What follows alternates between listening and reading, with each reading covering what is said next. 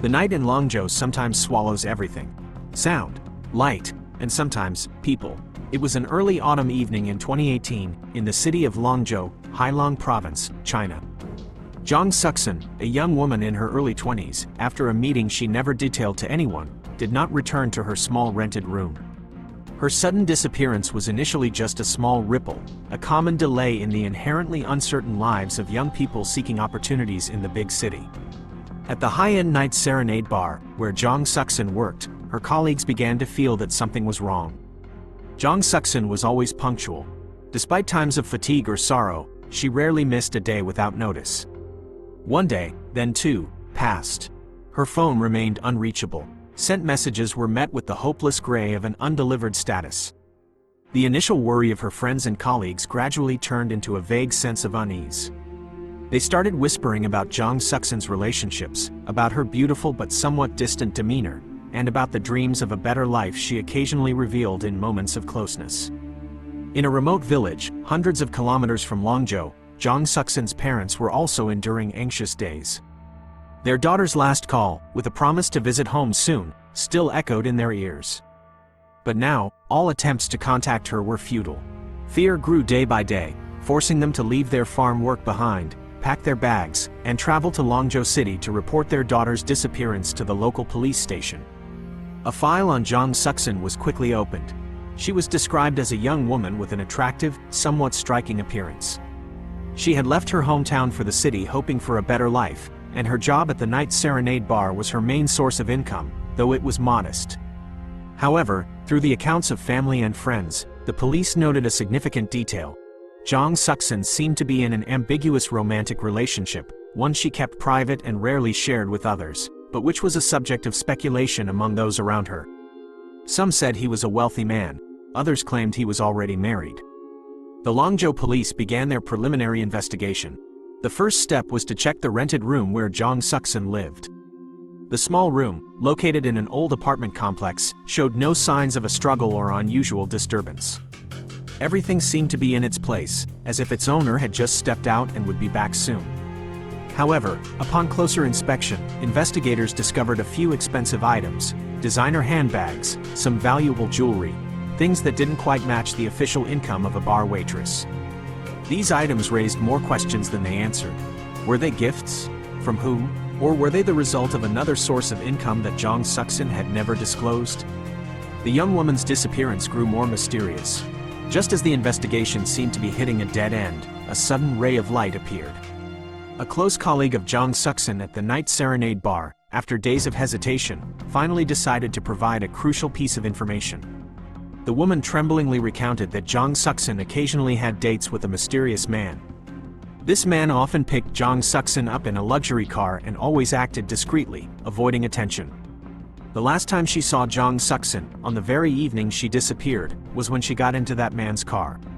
Who was this mysterious man? And was he connected to Zhang Suxin's sudden disappearance? This was the first clue, promising to open a new chapter in the case. The information from Zhang Suxin's colleague immediately became the focus of the investigation. Identifying the mysterious man didn't take long for the experienced investigative team of Longzhou City. From the descriptions of the luxury car and the visits to the night serenade bar, a portrait of the man gradually emerged. He was Bao Wenfeng, a well-known local construction entrepreneur, a man in his 40s, already married, and known for his elegant, dashing appearance and successful career. Bao Wenfeng's image frequently appeared in local business news, associated with major construction projects and glamorous charity events. No one could have imagined that a man with such a perfect facade could be involved in the disappearance of a young woman working at a bar. The first interrogation of Bao Wenfeng took place at the police headquarters. Facing the investigators, Bao Wenfeng initially appeared quite calm. He admitted to having an extramarital affair with Zhang Suxin but insisted that the relationship had ended completely a few weeks before she went missing. He stated that it was just a temporary mistake, a moment of weakness that he deeply regretted. Bao Wenfeng seemed cooperative, providing information about their last meetings and conversations with Zhang Suxin. However, the astute investigators noticed an underlying tension behind his composed exterior. His eyes occasionally flickered with a poorly concealed anxiety, and his fingertips constantly tapped on the table as if trying to control his emotions. Bao Wenfeng's testimony seemed to have contradictions and unexplainable gaps. While Bao Wenfeng was being interrogated, another team of investigators went to his private residence in the upscale Qishan district to meet with Ying Yuela, Bao Wenfeng's wife. The arrival of the police did not seem to surprise Ying Yuela too much. She, a woman with a somewhat fragile and delicate appearance, had been informed by her husband about the trouble involving a girl named Zhang Suxin. Upon hearing that her husband was having an affair and that the other woman was now missing, Ying Yuela appeared deeply distressed. With tear-filled eyes and a choked voice, she spoke of her marriage, her silent sacrifices, and her disappointment upon discovering her husband's betrayal. Ying Yuela's account emphasized the image of a long-suffering wife, a victim of circumstance. However, in a brief moment, as she looked up, a sharp, calculating glint flashed through her teary eyes before quickly vanishing, replaced by her usual mournful expression. This small detail did not escape the investigators' notice. The investigation seemed to be touching upon secrets carefully hidden behind the glamorous facade of Bao Wenfeng and Ying Yuela's family. During the interrogation of Bao Wenfeng, an investigator noticed a rather fresh, long, and deep scratch on his right wrist, clumsily covered by a band-aid. When asked about the wound, Bao Wenfeng quickly explained that it was from a minor accident at a construction site a few days ago. The explanation seemed plausible, but in the current context, it planted another seed of doubt in the minds of the investigation team. Was this scratch really an accident, or did it hide another story, a truth related to the night Zhang Suxin disappeared? The suspicious scratch on Bao Wenfeng's wrist spurred the investigators to dig deeper into the complex relationship between him and Zhang Suxin. Contrary to Bao Wenfeng's claim that it was all over, evidence gathered from call histories, text messages, and testimonies from other witnesses showed that Bao Wenfeng and Zhang Suxin had been secretly meeting until the very last days before she vanished.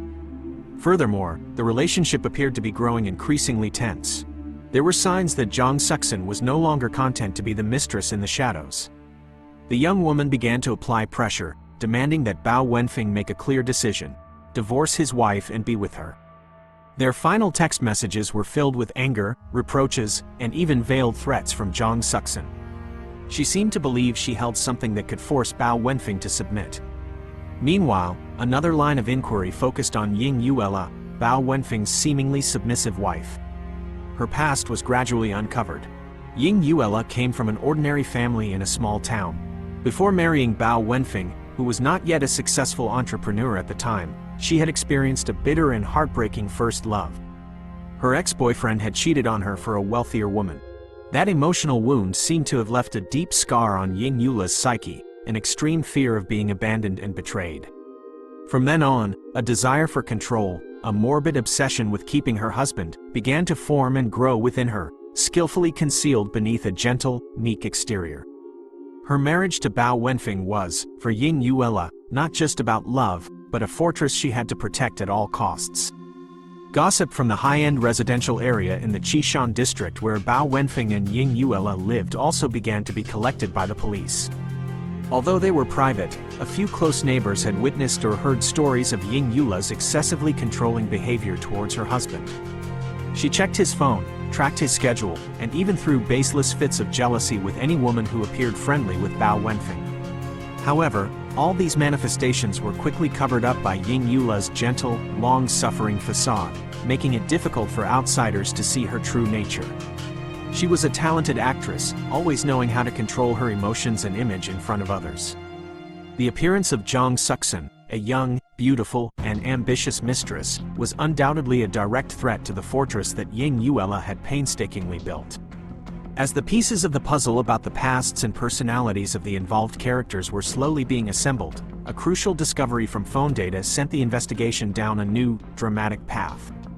The forensic technical experts of the Longzhou police managed to recover a deleted call from Zhang Suxin's phone. This call was made just a few days before she disappeared, and on the other end of the line was none other than Ying Yuela. The detailed content of this nearly 10-minute call remained a mystery, impossible to fully recover. But the fact that Zhang Suxin had proactively contacted her lover's wife raised countless questions. Was this a direct confrontation? A challenge? Or a desperate attempt at negotiation? This mysterious call signaled an impending storm. The call between Zhang Suxin and Ying Yuela became a pivotal point, placing both Bao Wenfeng and Ying Yuela under closer scrutiny. When asked about this phone call, Ying Yuela initially feigned surprise, then reluctantly admitted that Zhang Suxin had called her.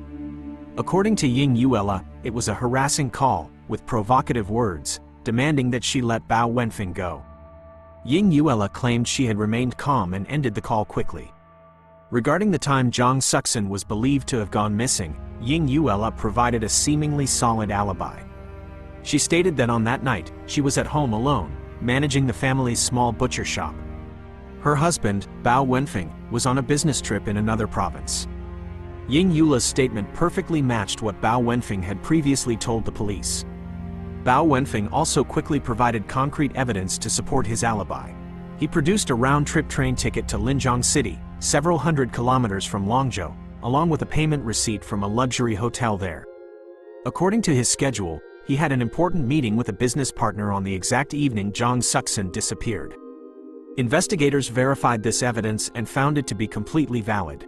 Bao Wenfeng's business partner also confirmed the meeting. At first glance, both Bao Wenfeng and Ying Yuela had irrefutable alibis for the crucial time frame. The case seemed to have hit another dead end as the two main suspects appeared to be in the clear. However, Captain Leng Jingtang, who was personally leading the investigation, still felt that something was wrong. Years of experience dealing with criminals told him that perfect alibis were sometimes the most sophisticated cover for a horrific truth. He ordered his investigators to review all security camera footage in the area around Bao Wenfeng and Ying Yuela's house in the Qishan district, as well as the routes leading to the outskirts of the city. After days of patiently reviewing hundreds of hours of recordings, a noteworthy detail was discovered. A car, with a model and color very similar to the one Ying Yuela usually drove, was captured by a security camera near their house leaving at around 10 p.m., the time frame when Zhang Suxin was thought to have disappeared. What was significant was that the license plate of this car was partially obscured due to the camera angle and poor lighting, making precise identification difficult. When asked about this car, Ying Yuela appeared quite surprised. She claimed that her car's engine had broken down a few days prior and was still sitting in the family's garage, not yet taken for repairs. She even seemed willing to allow the police to check the garage to verify her words. Ying Yuela's firm assertion, along with her extremely calm demeanor, caused some of the younger investigators to waver. Was the security camera footage just a coincidence? Or was Ying Yuela blatantly lying, confident that the police would find no evidence against her? The question of the mysterious car and Ying Yuela's claim became a new knot, demanding a swift resolution from the investigative team. While doubts about Ying Yuela's car remained unresolved, a close friend of Zhang Suxin suddenly provided more crucial information, revealing the victim's state of mind and intentions before she disappeared. According to this friend, a few days before the incident, Zhang Suxin was very happy and excited. She boasted that she was about to have great news, a major turning point in her life. Although she didn't specify, her friend understood from her hints that the good news was related to Bao Wenfeng finally leaving his wife to be with her officially. Zhang Suxin seemed to have great faith in her lover's promise. Not only that, she also spoke cryptically about confronting Ying Yuela, forcing the official wife to accept the truth and withdraw gracefully. This confidence, even recklessness, on Zhang Suxin's part very likely put her in a dangerous situation, making her the target of an uncontrollable fit of jealousy. Faced with these new details, Captain Leng Jingtang decided to increase the pressure on Ying Yuela.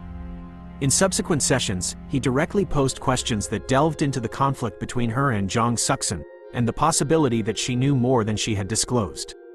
However, Ying Yuela's reaction surprised even the most seasoned investigators. Not a single tear, not a hint of panic or confusion. There was only a strange calmness, a carefully calculated fatigue meant to hide her true emotions. She answered each question clearly, sometimes with a faint, enigmatic smile, as if challenging the investigation team's patience. Ying Yuela's resilience and extraordinary emotional control made Leng Jingtang even more convinced that this woman was not as simple as she appeared. In stark contrast to his wife's composure, Bao Wenfeng began to show clear signs of psychological instability. The pressure from the investigation, public scrutiny, and perhaps the fear of some unspeakable secret had made him irritable and quick-tempered. Bao Wenfeng frequently tried to avoid the police, refusing to answer further questions or using various excuses to delay meetings.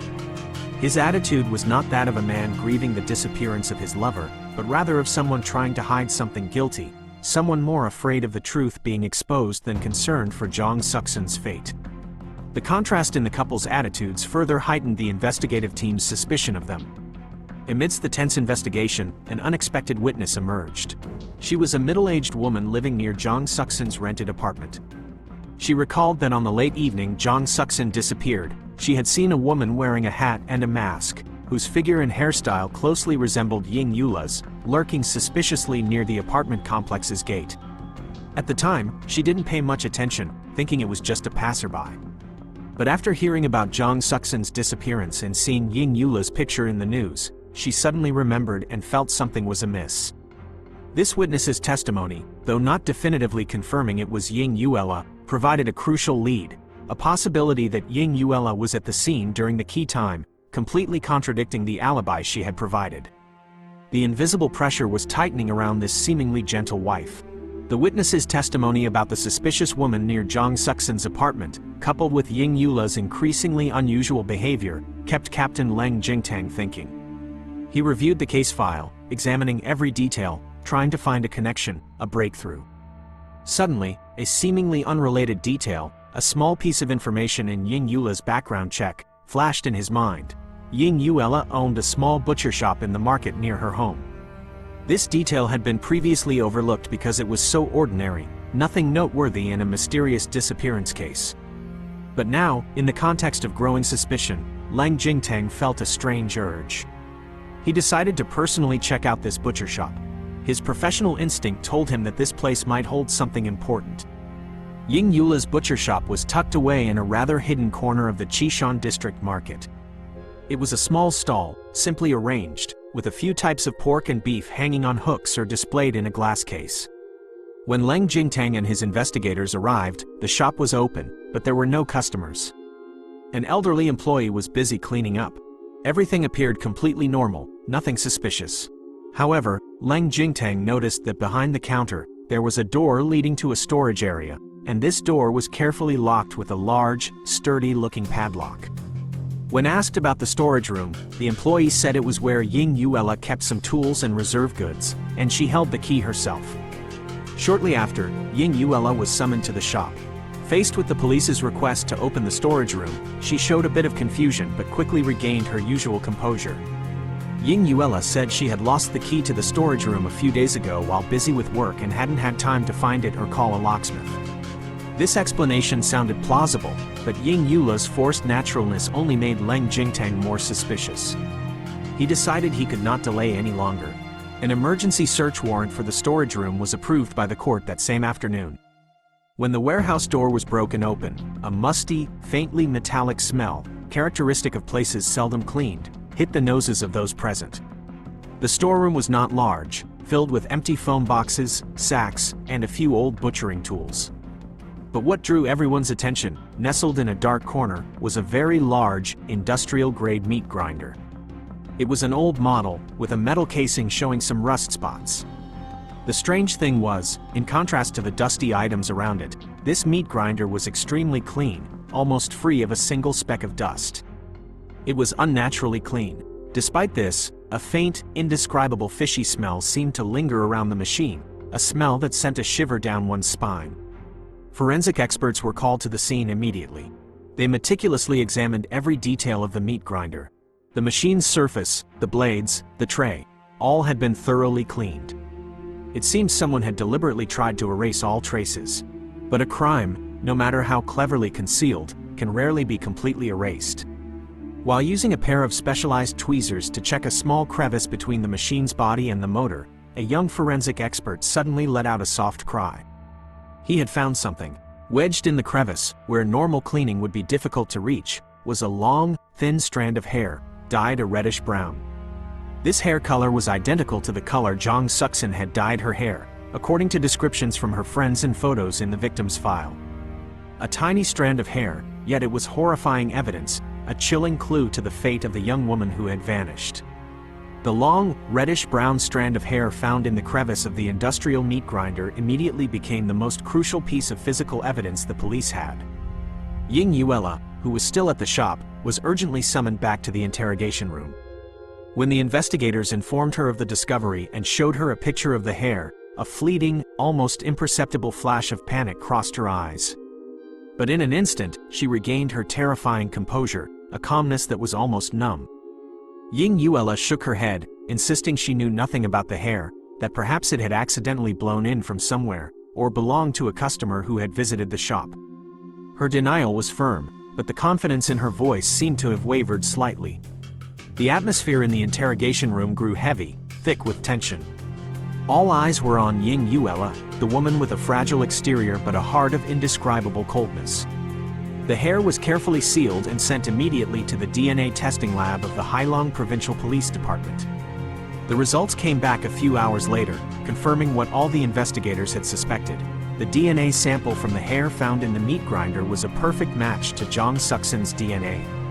There was no longer any doubt. Zhang Suxin, or at least a part of her, had been very close to that meat grinder.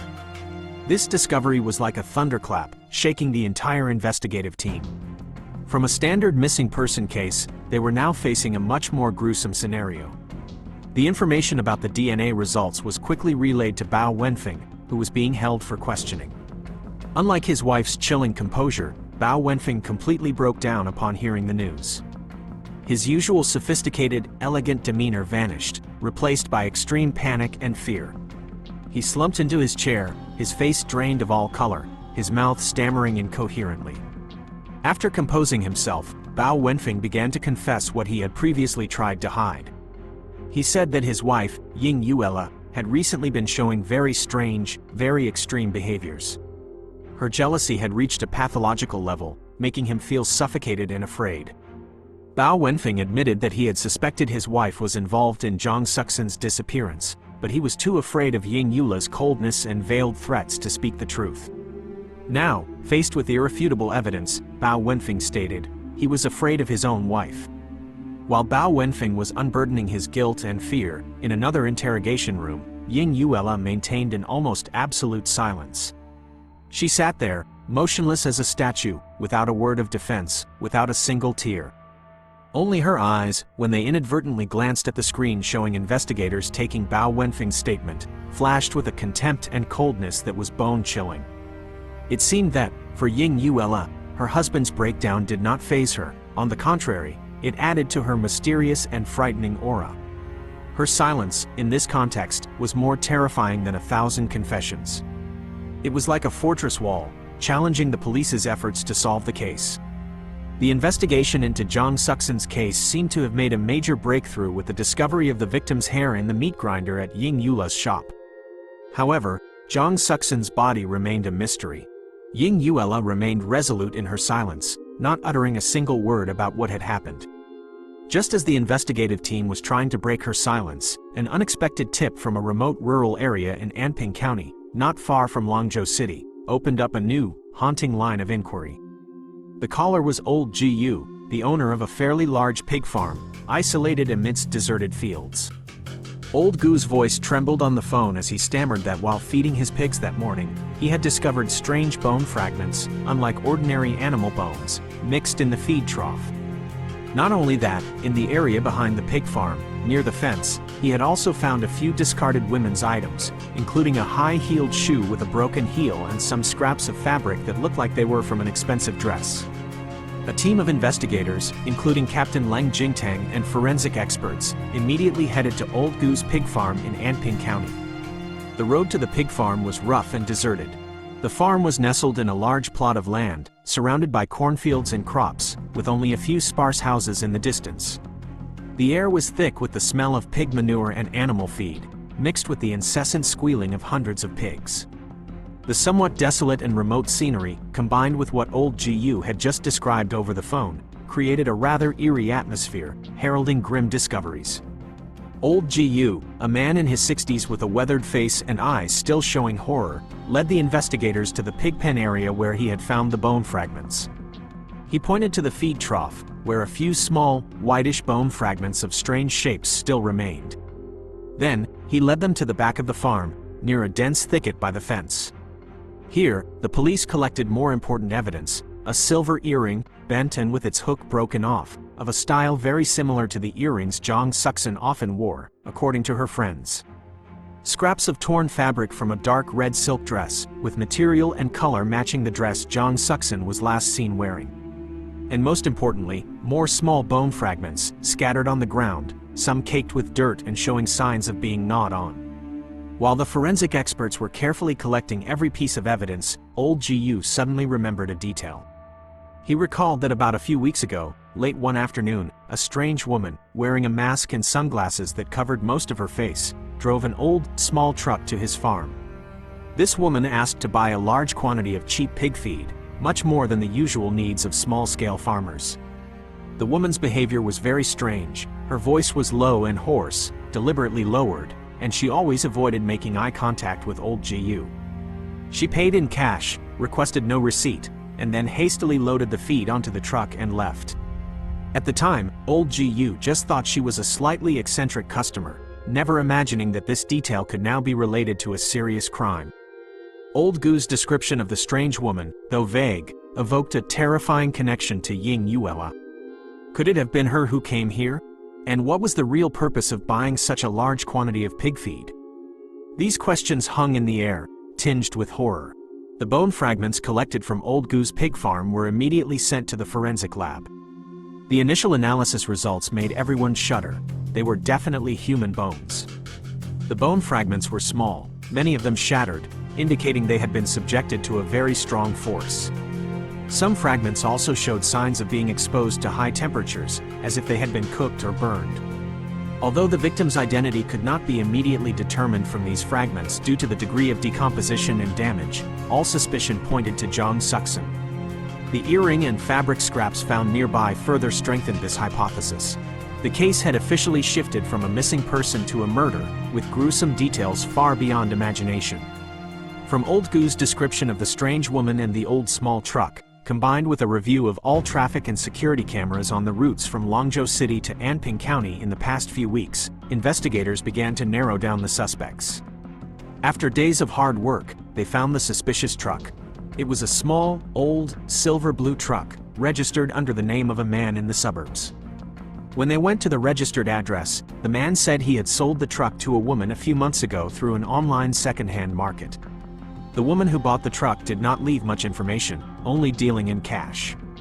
However, when investigators showed him a photo of Ying Yuela, the man was quite surprised and confirmed that the woman in the photo looked very similar to the person who had bought his truck, especially in her build and some gestures. Another fact was also clarified. Ying Yuela had bought this truck long before Jong Suk-sin went missing, indicating a premeditated plan. The search for the truck did not last long. It was found abandoned in a dilapidated car park, located in the area bordering Longzhou City and Anping County, a rather remote and deserted place. The truck was unlocked, and the cab and cargo bed had been cleaned quite thoroughly, but not all traces could be erased. Using professional methods and special lighting techniques, the forensic team discovered very faint, dried bloodstains on the floor of the cargo bed. This blood sample was immediately sent for DNA analysis. The result was not unexpected. The DNA from the bloodstain on the truck bed was a perfect match to Jong Suk-sin's DNA. This truck was a crucial link in the chain of crime, the vehicle used to transport something horrific from Longzhou City to Old Gu's remote pig farm. During a deeper investigation into Ying Yuela's background, a small but crucial detail was discovered in the records at the Department of Transportation. Ying Yuela had a light truck driver's license, issued many years ago. This detail astonished even her husband, Bao Wenfeng, when the police informed him. He had no idea his wife could drive a truck. This showed that Ying Yuela had hidden many secrets, preparing her plan with extreme thoroughness and discretion. The image of the outwardly fragile, submissive woman had now completely collapsed, replaced by the portrait of a perpetrator with cold calculations and unbelievable cruelty. All the evidence was tightening the noose around Ying Yuela. Faced with the increasingly clear and undeniable evidence, the hair in the meat grinder, the blood on the truck, and the human bone fragments at the pig farm, Bao Wenfeng finally couldn't bear it anymore. The fear, guilt, and immense pressure caused the once dapper, successful man to completely collapse. During a tense interrogation that lasted for hours, Bao Wenfeng made his first confession, a confession that revealed part of the horrifying truth. He admitted that he knew his wife, Ying Yuela, had murdered Zhang Suxin. Until now, Bao Wenfeng had always tried to appear innocent, just a cheated husband and a grieving lover. According to Bao Wenfeng's halting, trembling account, on the night Zhang Suxin disappeared, he was not on a business trip to Linjiang City as he had previously claimed. The train ticket and hotel receipt were fakes, prepared by Ying Yuela to create an alibi for him. In reality, that night, Bao Wenfeng had another secret appointment. However, due to a bad feeling and vague suspicions about his wife's unusual behavior in recent days, he decided to return home earlier than expected without telling Ying Yuela. When he got home, he couldn't find his wife. A sense of unease prompted Bao Wenfeng to search for her, and he discovered a faint light coming from the warehouse behind the butcher shop. Curious, he peeked through the door and witnessed a horrific scene, a scene that, in his words, would haunt him for the rest of his life. He saw Ying Yuela, the wife he had always thought was weak, calmly cleaning the industrial meat grinder, and on the warehouse floor, there were pools of blood. Although he didn't see Zhang Suxin's body, Bao Wenfeng immediately understood what had happened. Faced with this terrible truth, Bao Wenfeng was completely paralyzed by fear. Ying Yuela, upon discovering her husband's presence, showed no panic at all. Instead, she looked at him with eyes as cold as ice and began to threaten him. Ying Yuela said that if Bao Wenfeng dared to say a word to the police, she would not only commit suicide but also drag his career and reputation down with her into the mud. She forced Bao Wenfeng to remain silent, to cooperate in creating a false alibi, and to help her cover up the crime. Fear of his wife's wrath and cruelty, combined with his own inherent selfishness and cowardice to protect himself and what he had, led Bao Wenfeng to become an accomplice. He helped Ying Yuela clean up part of the scene, destroy some evidence, and kept the terrible secret until now. What surprised and somewhat puzzled the investigators was that even when Bao Wenfeng had bowed his head and confessed his partial guilt, admitting his role as an accomplice in concealing the crime, Ying Yuela maintained a strangely silent demeanor. When informed of her husband's testimony, she showed no discernible reaction. No anger, no denial, no admission. Ying Yuela just sat there, with a faint, almost imperceptible smile flickering on her lips as she heard the accusations from the very husband she once loved and possessed. Her eyes remained cold, distant, as if the events unfolding had nothing to do with her. Ying Yuela's silence and mysterious smile added to the horror of the case, revealing a complex psyche and an unfathomable cruelty. Bao Wenfeng's confession opened a new direction, but the focus of the case remained on Ying Yuela, the woman of terrifying silence. To better understand the motive and psychology of the perpetrator, Captain Leng Jingtang invited top criminal psychologists from Heilong Province to participate in the analysis. Through the case file, interrogation recordings, and collected information, the experts began to sketch a psychological profile of Ying Yuela. What stood out most about this woman was her chilling composure, an extraordinary ability to control her emotions even when faced with the most incriminating evidence. She was intelligent, meticulous in her calculations, and had a perfect ability to conceal her true feelings and thoughts. It seemed nothing could make her waver or lose control. These are common traits in criminals who are organized, have carefully prepared, and are highly determined. A deeper investigation into Ying Yuela's past continued to reveal important pieces of the puzzle, helping to explain the formation of this complex personality. The obsession with being abandoned, stemming from a bitter first love breakup, had deeply embedded itself in Ying Yuela's subconscious. It turned into an extreme desire to control her partner, a morbid fear of losing the person she considered her possession. Bao Wenfeng, with his philandering nature and extramarital affairs, had continuously deepened that emotional wound. The appearance of Zhang Suxin, a young, beautiful mistress who openly challenged and demanded an official position, was like the last straw that broke the camel's back. For Ying Yuela, this was not just a betrayal, but a humiliation, a direct threat to the existence and self-worth she had painstakingly built. The long-suppressed jealousy and hatred erupted into a brutal plan of revenge. A chilling incident from Ying Yuela's distant past was also unintentionally revealed by an old neighbor who used to live near her family in her hometown. This person recounted that many years ago, after breaking up with her first boyfriend who had cheated on her, Ying Yuela had committed a frightening act of revenge. The pet cat that the two had cared for together suddenly died mysteriously. Many suspected that Ying Yuela herself had poisoned the cat to vent her anger, but no one had any concrete evidence. The incident was gradually forgotten. However, when linked to what was happening in the present, this detail painted a terrifying picture of a person capable of cruel acts when feeling hurt or betrayed, and able to skillfully conceal her actions. It seemed the seeds of cruelty had existed in Ying Yuela for a very long time. While investigators and psychologists were trying to decode the complex portrait of Ying Yuela, she unexpectedly made a request.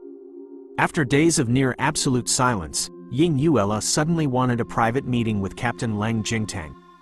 Her condition was that the meeting would not include her defense lawyer or any other investigators. Just her and Leng Jingtang. This surprising request left the investigation team astonished and somewhat bewildered. Was Ying Yuela finally going to break her silence? Or was this a new move, some sophisticated plan that this woman was trying to execute?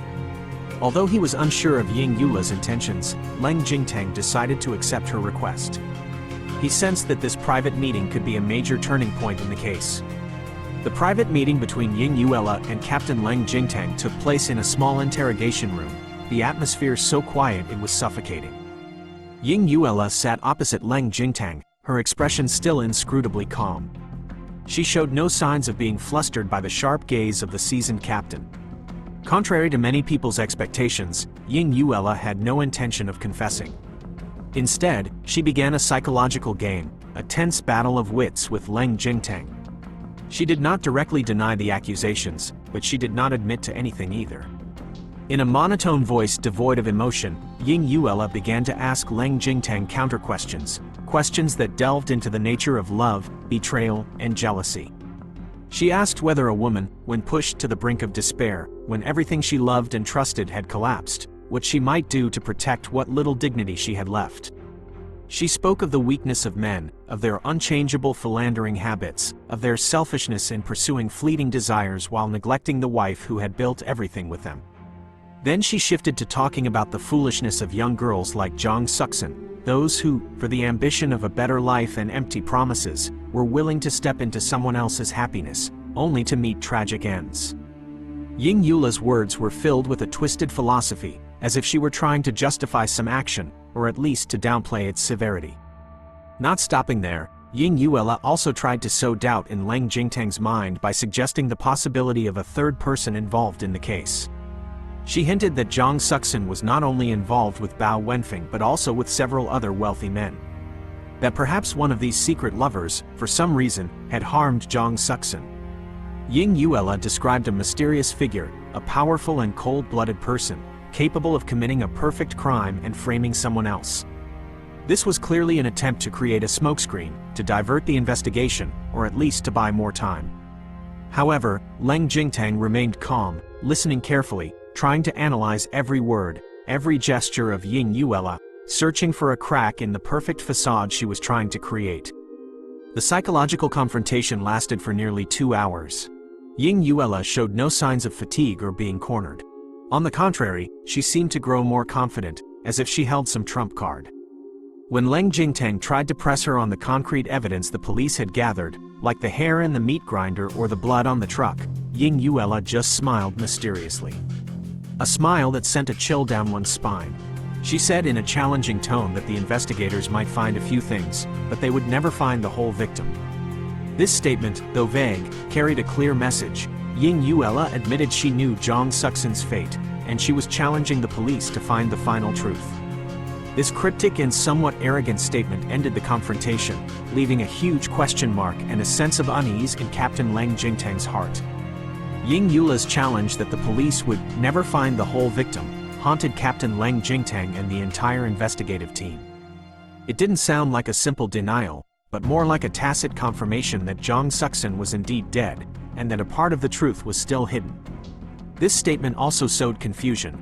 Were there other victims linked to Ying Yuela, or was this just a sophisticated ploy to create a smokescreen, to mislead the authorities and waste their time and effort on hopeless leads? Whatever the possibility, Leng Jingtang could not ignore it.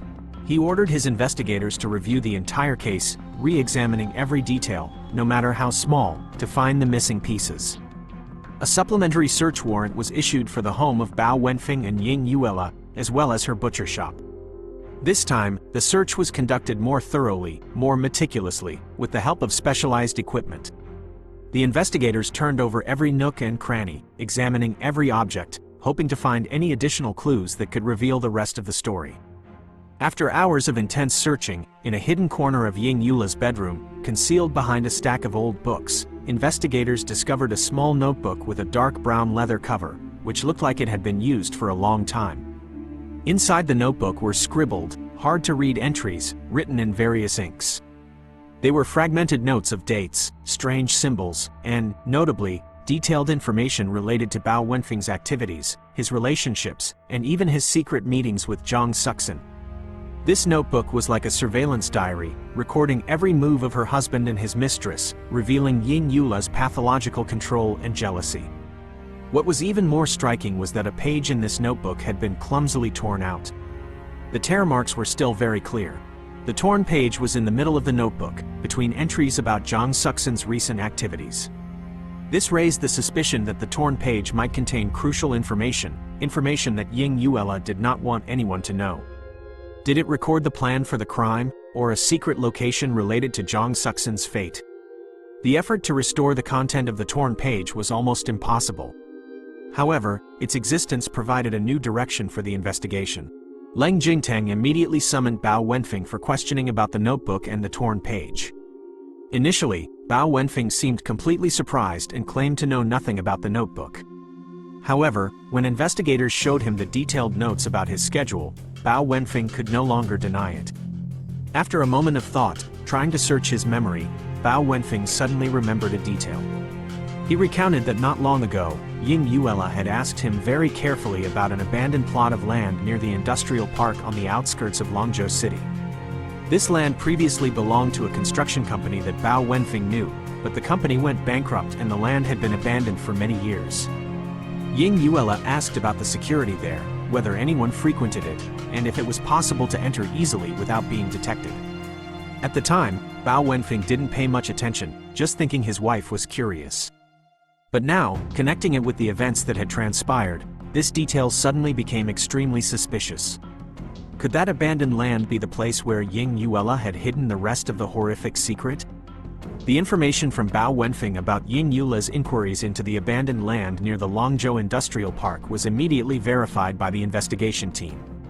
The land did indeed exist, covering tens of hectares, once planned for a large factory, but the project had been stalled for years. Currently, it was a desolate wasteland, overgrown with weeds, with a few unfinished buildings and some old, dilapidated warehouses. The area was quite far from residential areas, with few passers-by, especially at night, making it an ideal location for concealing clandestine activities. Leng Jingteng concluded that this was very likely the location Ying Yula had chosen to dispose of what was left related to Zhang Suxin. That very night, a large police force, including cadaver-sniffing dogs, was mobilized to seal off and search the entire abandoned plot of land. The headlights of police cars illuminated every dark corner, the sound of dogs barking echoed in the silent space, creating a tense and somewhat chilling atmosphere. Investigators split into small groups, meticulously searching every square meter of land, turning over every pile of rubble, and checking every dense bush. The search lasted for hours through the night but yielded no positive results. The area was too large and complex. The search was like finding a needle in a haystack. However, as dawn began to break, one of the search dogs suddenly started barking continuously and scratching fiercely at an open patch of ground, near an old warehouse with a partially collapsed roof. This was a rather hidden spot, obscured by crumbling walls and waist-high weeds. The dog's unusual reaction indicated that something suspicious was buried underground at this location. The police force immediately converged on the spot. The air became more urgent than ever. Everyone held their breath, waiting. The order to dig was given. Specialized tools were brought in. Layers of soil and rock were carefully removed. After about half an hour of digging into the damp earth, one of the shovels hit something soft, wrapped in plastic. The tension reached its peak. When the last layer of dirt was cleared away, a large, black plastic bag was revealed. Inside the bag was what the investigation team had been searching for. It was Zhang Suxin's clothes, the dark red silk dress she wore on the night she disappeared, her wallet, ID, and her shattered mobile phone. Notably, the bag also contains several long strands of reddish-brown hair, identical to the victim's hair color. This evidence, though not the body, confirmed with certainty that Jong Suk-sin had been here, and it was very likely the place where Ying Yuela had disposed of the victim's personal belongings after the crime. But what caught the investigators' attention most was right next to the plastic bag containing Jong Suk-sin's belongings. It was a pair of rough canvas work gloves, the kind often used for labor, carelessly discarded. These gloves were caked with dirt, and more importantly, their surface had dried, dark brown bloodstains. The size of these gloves was quite small, suitable for a woman's hands. A chill ran down the spines of those present. Were these the gloves the killer had used during the crime or while disposing of the evidence? And if so, whose DNA would be on them? The answer to these questions would be the final key to closing this horrific case.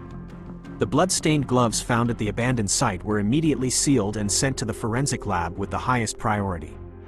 All hopes of the investigative team now rested on the results of the DNA analysis from the bloodstains and any skin cells that might have been left on them. The waiting time was filled with extreme tension. And then, the final results came back. There were no surprises. The DNA from the bloodstains on the gloves was a perfect match to Jong Suk-sin's DNA. But more importantly, the DNA from the skin cells found inside the gloves, where they would be in direct contact with the user's hands, was a perfect match to Ying Yuela's DNA.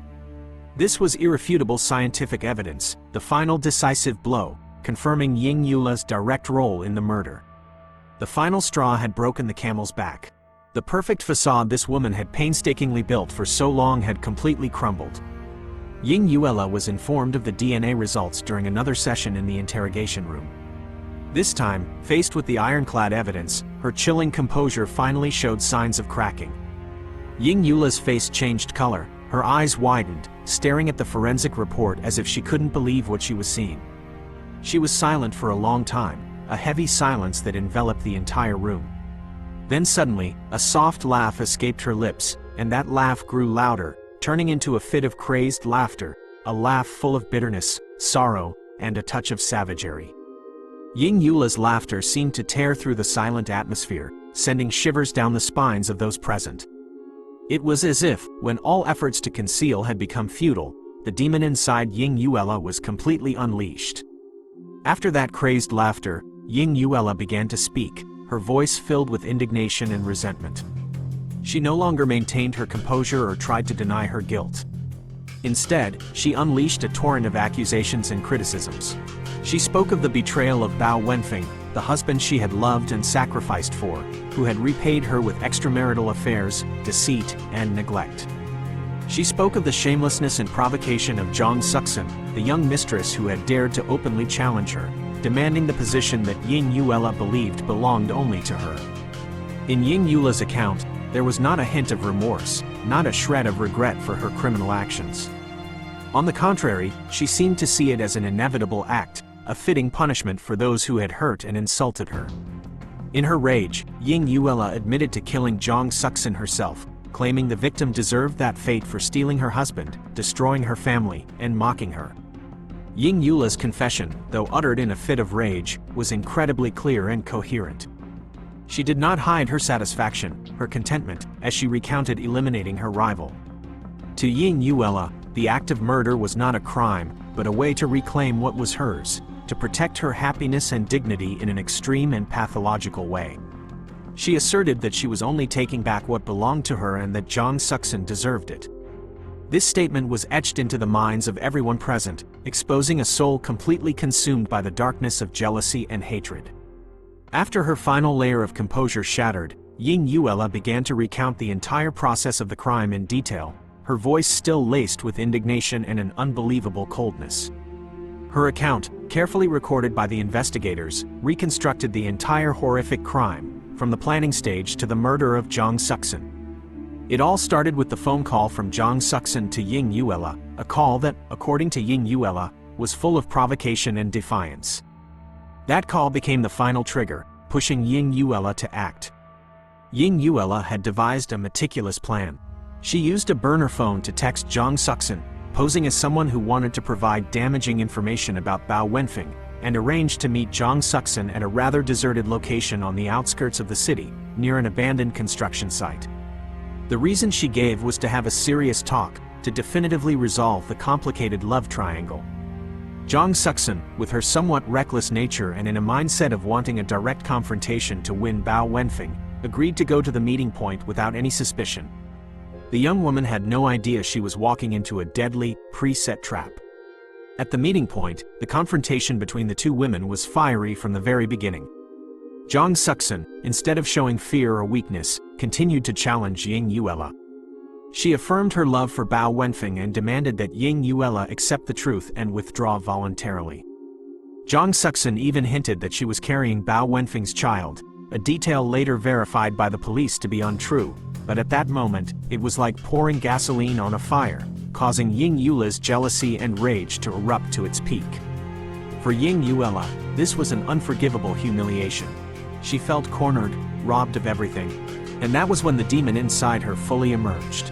Ying Yuela had come prepared with a weapon. It was a sharp butcher knife, which she had hidden in her handbag. While Jong Suk-sun was distracted, Ying Yuela suddenly pulled out the knife and attacked. Jong Suk-sun, though she tried to fight back, was smaller and completely taken by surprise, and could not escape the fatal stabs. Without a moment's hesitation, without a tremor in her hand, Ying Yuela ended her rival's life mercilessly. After committing the crime, Ying Yuela did not panic. On the contrary, she acted with extreme calmness and calculation. She dragged Jong Suk-sun's body into the small truck she had prepared in advance, the one she had bought months earlier. Everything seemed to have been perfectly planned. In her statement, Ying Yuela gave a brief but haunting account of putting the victim into the machine, and how the sound of the machine running drowned out the sound of the rain that night. This statement, alluding to her using the industrial meat grinder in her shop to dispose of Jong Suk-sun's body, exposed the full brutality of the crime, a crime where love and jealousy had turned into the most terrible weapon of destruction. Ying Yuela's confession continued to reveal horrific details about how she disposed of Jong Suk-sun's body after the murder.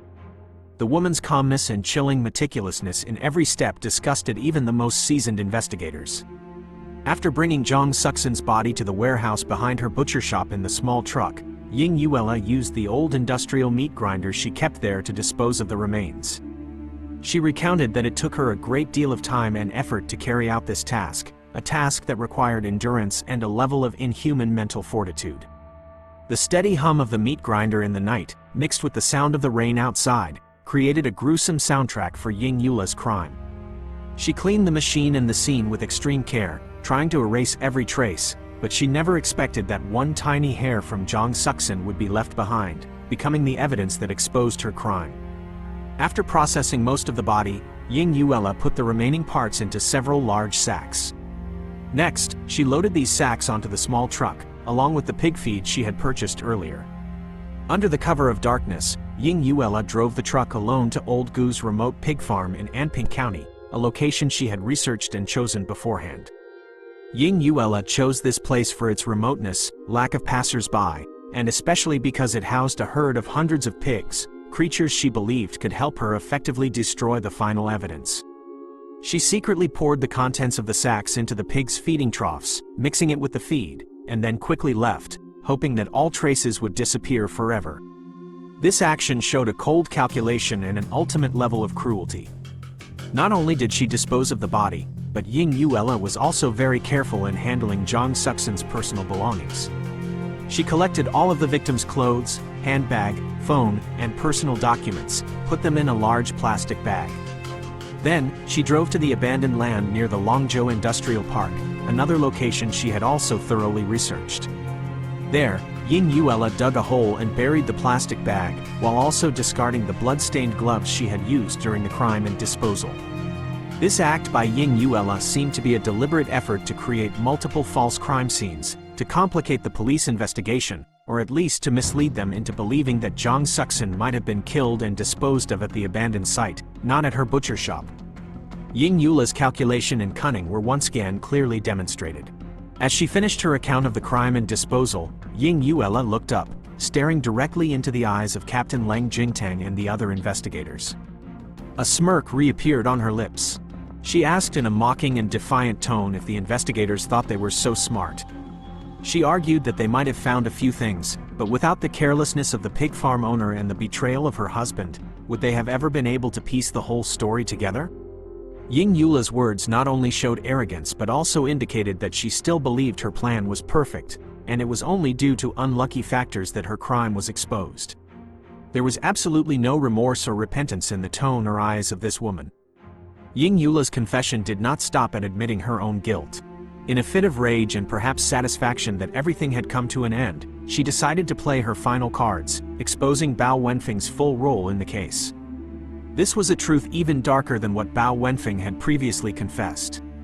Ying Yula revealed that Bao Wenfeng didn't just know she had killed Zhang Suxin and was forced to be an accomplice in the cover-up. In fact, after discovering what had happened, Bao Wenfeng, in a state of extreme panic and fear, had helped a little with the initial cleanup of the crime scene at the butcher shop's warehouse. He didn't want anything to implicate him, his career, or the reputation he had built. Selfishness and cowardice had led Bao Wenfeng to dip his hands into erasing the traces of the crime, albeit a small part. Ying Yula recounted her husband's cowardice with a contemptuous tone. She said that it was Bao Wenfeng's weakness, indecisiveness, and endless philandering that had pushed everything to this point of no return. If he hadn't cheated, hadn't deceived her, hadn't allowed Zhang Suxin a chance to enter their lives, this tragedy would not have happened. Ying Yula believed that Bao Wenfeng also bore a part of the responsibility for Zhang Suxin's death, because he was the one who created the conflict, who ignited the fire of jealousy and hatred in her heart. Ying Yula's words were like a knife twisting into Bao Wenfeng's inadequacy, exposing the true nature of this charming, elegant man. Notably, Ying Yula had no intention of forgiving or covering for Bao Wenfeng, even when both were caught in the web of the law. On the contrary, she seemed to want Bao Wenfeng to pay a heavy price for what he had done. She provided more details about how Bao Wenfeng had tried to persuade her to take all the blame, promising to find a way to get her a lighter sentence later, just so he could escape with the least punishment. This cruel selfishness of Bao Wenfeng only fueled Ying Yula's resentment. To her, Bao Wenfeng was no longer the husband she once loved and wanted to possess at all costs, but just a despicable accomplice, a traitor and nothing more. Ying Yula concluded coldly that Bao Wenfeng was also a part of this garbage heap. The statement not only showed her utmost contempt for her husband but also revealed a harsh truth: in the vortex of crime, no one is entirely innocent. Bao Wenfeng, with his weakness, selfishness, and complicity, although he did not directly kill Zhang Suxin, had contributed to the tragedy and had to be held accountable before the law. Ying Yula's testimony painted a more complete picture of each character's role in the case, while also revealing the darkest corners of the relationship between the three of them. The truth, sometimes, is harsher than one can imagine. With detailed confessions from both Ying Yula and Bao Wenfeng, along with a series of irrefutable physical evidence diligently collected by the investigation team, the complete picture of the horrific crime in Longzhou City was finally pieced together. From the motive of pathological jealousy and extreme fear of loss on Ying Yula's part, to the meticulous planning, the brutal act, the gruesome disposal of the body, and the complicity and cover-up by Bao Wenfeng, everything was brought to light.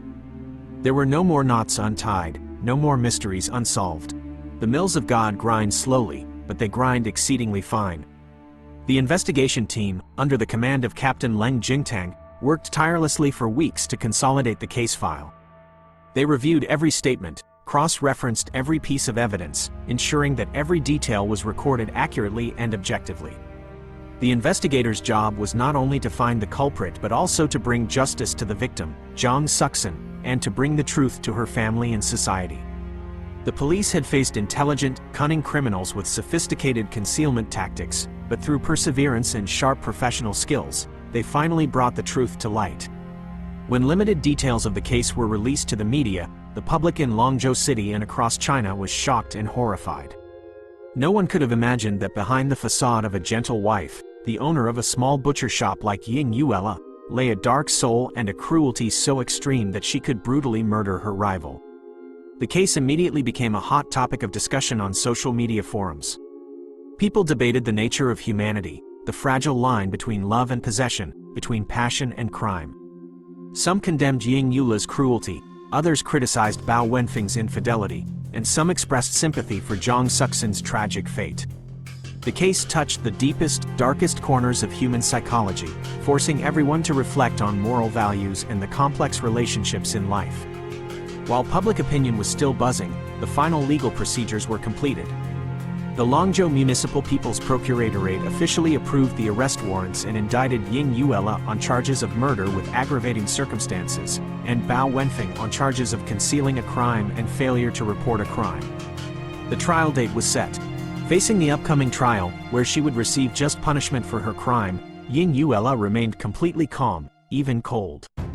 It seemed that for this woman, all emotions had become calloused. She accepted her fate grimly, without a hint of remorse, without a shred of fear. Ying Yuela's terrifying composure only added to the haunting nature of the case. Although the final verdict had not yet been announced, the painful consequences of the case were already becoming apparent, affecting the lives of everyone involved. For Zhang Suxin's family in their poor rural village, the news of their daughter's horrific death was like a fatal blow, leaving them completely devastated. Her elderly mother cried until she had no tears left, unable to believe that her beautiful daughter, with so many dreams of a better life, had to end her life so unjustly and painfully. Zhang Suxin's father, a man who had worked hard his whole life, could now only silently swallow his tears, trying to pull himself together to arrange for his daughter's funeral. The pain of losing a child was too great, nothing could compensate for it. The image of Zhang Suxin, with her radiant smile and promises to return successful, was now just a painful memory that would haunt them for the rest of their lives. At the night serenade bar, where Zhang Suxin once worked, the atmosphere also became heavy and somber.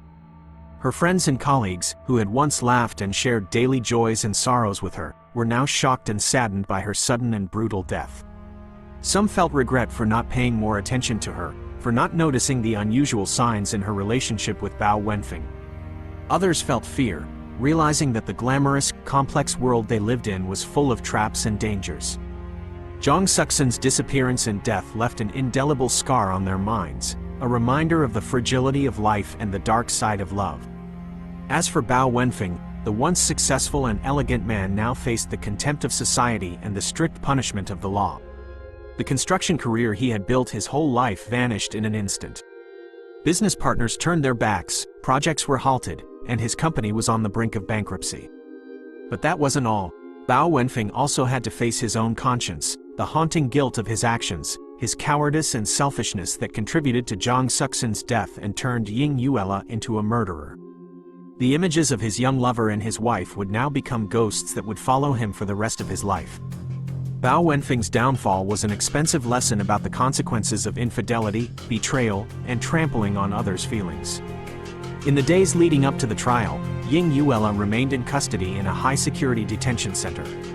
She barely communicated with anyone, just sat silently in her cell, her vacant eyes staring into the void. It seemed that after unburdening all her truths and secrets, Ying Yuela had become completely empty. However, just before the trial officially began, Ying Yuela unexpectedly made a final request, one that surprised and puzzled many. She wanted to see a photo of Zhang Suxin. No one knew the purpose of this request.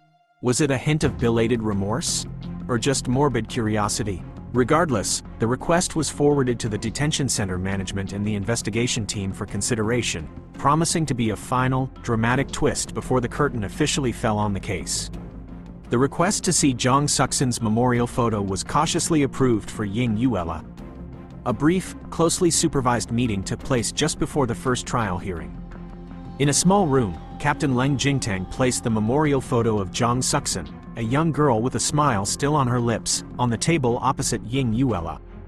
The woman stared at the photo for a long time, her face showing no discernible emotion. There were no tears, no remorse, no satisfaction. Just a terrifying emptiness. And then, in that moment, a final detail, a final truth was revealed by Ying Yuela herself, creating one last unexpected twist in the case. Ying Yuela spoke in a flat, cold voice, saying that Zhang Suxin was not only involved with her husband but was also planning to destroy everything they had. According to Ying Yuela, besides her pathological jealousy, another motive, a more practical and ruthless one, had also driven her to kill Zhang Suxin. Ying Yuela revealed that she had discovered Bao Wenfeng was not just having an affair with Zhang Suxin, but was also using the young woman in some shady business dealings, secret transactions related to his construction projects. Jang Suk-sun, either through naivety or perhaps a bit of ambition, had intentionally or unintentionally obtained some important evidence, documents, and audio recordings that could completely destroy Bao Wenfeng's career and reputation, even sending him to prison if they were exposed. When Jang Suk-sun felt her relationship with Bao Wenfeng was going nowhere, and perhaps realized she was just a pawn in her lover's hands, she began to use this evidence to blackmail Bao Wenfeng, demanding that he divorce his wife, marry her, and provide a large sum of money. When Bao Wenfeng hesitated, Jang Suk-sun threatened to expose everything. Ying Yuela, through monitoring and eavesdropping on her husband's phone calls, had learned about this entire situation. For Ying Yuela, the fact that Jang Suk-sun was not only stealing her husband but also intended to destroy the financial stability and the business she and Bao Wenfeng had built together over many years was unacceptable. Killing Jang Suk-sun, in Ying Yuela's twisted mind, was not just about keeping her husband, but also about protecting everything she considered hers, including her social status and wealth. Ying Yuela's account exposed her calculating and unfathomably complex motives. She did not act solely out of blind jealousy, but also out of a cold pragmatism, a desire to protect her material interests at all costs. In Ying Yuela's distorted perception, eliminating Jang Suk-sun was like a necessary cleanup, a radical solution to solve all her problems, protecting her family and her career. As she looked at Jang Suk-sun's memorial photo again, Ying Yuela's eyes remained devoid of emotion. No remorse, no guilt. It was as if, to her, Jang Suk-sun was just an obstacle that had been removed.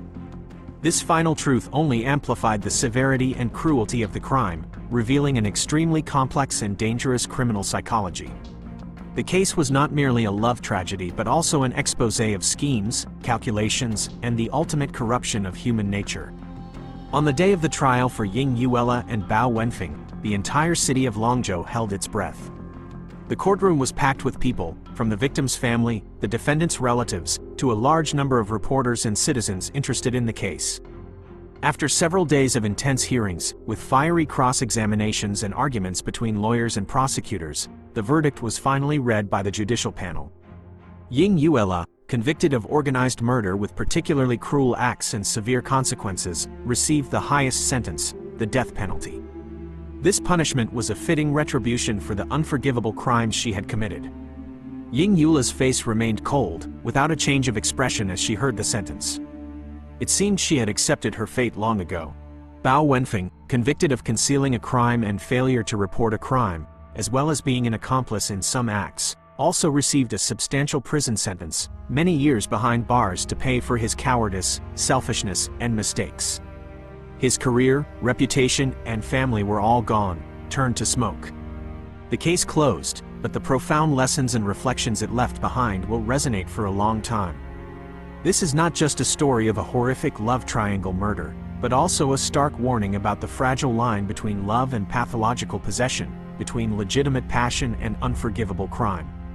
The case exposed the most frightening dark corners of human nature when pushed to the edge by negative emotions like jealousy, hatred, and the fear of loss.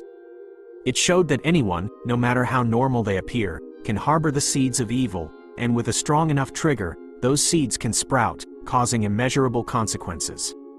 The case is also a reminder of the importance of clear-headedness, forgiveness, and emotional control in relationships, especially romantic ones.